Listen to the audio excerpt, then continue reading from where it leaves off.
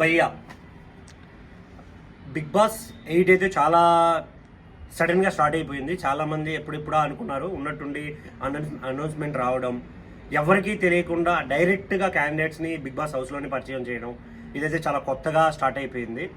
And one more, Bigg Boss 7 కంటెస్టెంట్లతో పోల్చుకుంటే ఇప్పుడున్న 8 కంటెస్టెంట్లు అంత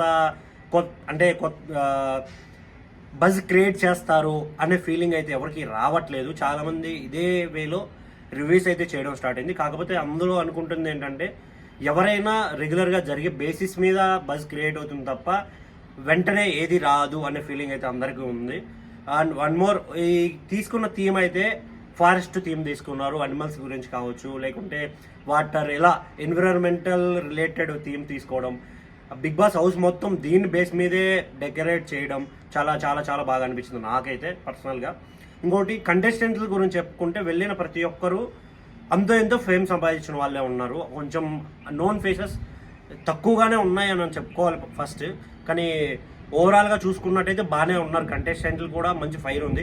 ఎందుకంటే ఎపిసోడ్ 1 నుంచే వాళ్ళు ఫైట్ చేయడం, వెళ్ళిన రోజు నుంచే గొడవలు పెట్టుకొని అరవడం, ఇలా సాగిపోతుంది. బేబీ దీన్ని ట్రైన్ చేశారేమో అని చాలామంది అనుకుంటున్నారు కూడా. ఎందుకంటే బిగ్ బాస్ హౌస్ అంటేనే గొడవలు, అక్కడక్కడ ఫ్రెండ్షిప్లు, ఎమోషన్స్ ఇలా అనుకుంటాం. బట్ వెళ్తూనే ఎక్కడ ఫ్రెండ్షిప్లు ఇవి చూడలేదు. కానీ పేరప్గా వెళ్ళినా కూడా గొడవలు అప్పుడే స్టార్ట్ అయిపోయాయి. చాలా అర్చ్ చేసుకున్నారు. నిఖిల్ కావచ్చు, మన కిరాక్ సీత, విష్ణుప్రియ ఒక్కదాన్ని మాత్రమే మనం ఒక హ్యాపీ ఫేసెస్ చూశాను నేనైతే ఇప్పటివరకు చూసిన ఎపిసోడ్లో చూసిందైతే విష్ణుప్రియ. నాకెందుకురా బాబు ఈ గోల, నేను వచ్చాను ఎంజాయ్ చేస్తున్నాను అనే ఫేస్లోనే ఉంది తనైతే. అదైతే చాలా హ్యాపీ అనిపించింది నాకు చూస్తూనే.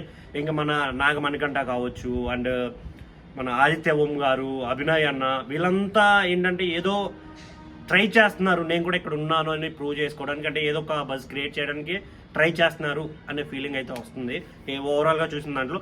ఇవాళ అయితే నామినేషన్స్ ఉండబోతున్నాయి. ఎలా ఉంటాయి ఏంటి అనేది వెయిట్ చేయండి రేపటి వీడియో కోసం. అండ్ ఇంకొకటి, చూసే వారందరూ సబ్స్క్రైబ్ చేసుకుంటేనే మాకు కూడా బూస్ట్ వస్తుంది.